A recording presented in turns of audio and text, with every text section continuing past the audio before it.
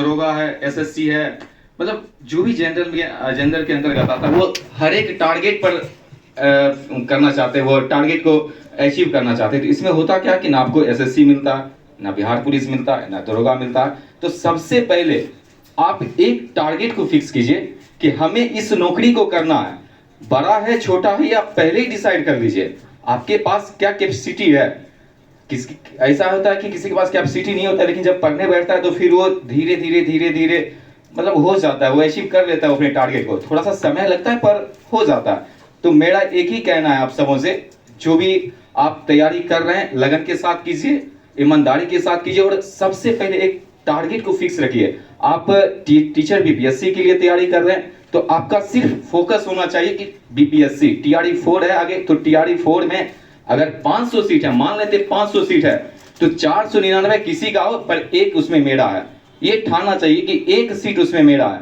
तो सबसे पहले आप टारगेट को फिक्स किए, और जिस तरह से आप समय दे रहे हैं, आप बहुत स्टूडेंट को हमने देखा है अपने जब तक हम यहाँ पे पढ़े थे, और ऐसा नहीं कि हम बीच में छोड़ दिए थे, बस कुछ था कि कुछ कारण था कि मुझे यहाँ पे छोड़ना पड़ा था, क्योंकि वैसा होता है कि आप बोल कर नहीं पढ़ सकते हैं, तो हमें था कि बोलकर पढ़ने में ज़्यादा समझ आता, तो इसलिए हमें यहाँ पर छोड़ना पड़ा। बल्कि ऐसा माहौल घर पे नहीं मिलता है, आप कितना, मेरे घर पे कोई नहीं था, लेकिन ऐसा माहौल नहीं मिलता है। तो हमें यहाँ पर बस वही एक रीज़न था यहाँ से जाने का।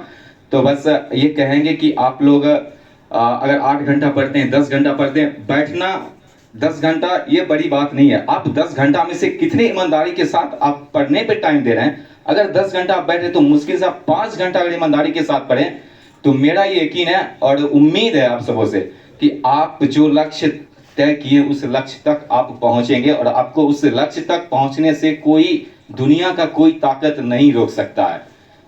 तो यही है कि आप लोग बस अपने आप को मोटिवेट करें, आगे बढ़ते रहें, पढ़े, ईमानदारी से पढ़ें। 10 घंटा बैठना ये कोई मायने नहीं रखता, 12 घंटा पढ़ना, बैठ के पढ़ लिए, कुछ समझ ही नहीं आया तो ये कोई मतलब नहीं है। बस आप 4 घंटा भी पढ़े, 10 घंटा में 4 घंटा भी समय निकाल दिए पढ़ने पे ईमानदारी से, तो फिर आप जीवन में बहुत आगे बढ़ जाएंगे। बस इसी के साथ मैं आप सबों को एक बार पुनः धन्यवाद, और अपने लिए, आप सबों के लिए जो आप सबसे मोटिवेट हुए हैं, यहाँ पे माहौल मिला और जीवन में और भी कुछ बड़ा करना चाहेंगे। बहुत बहुत धन्यवाद। Thank you so much to you all.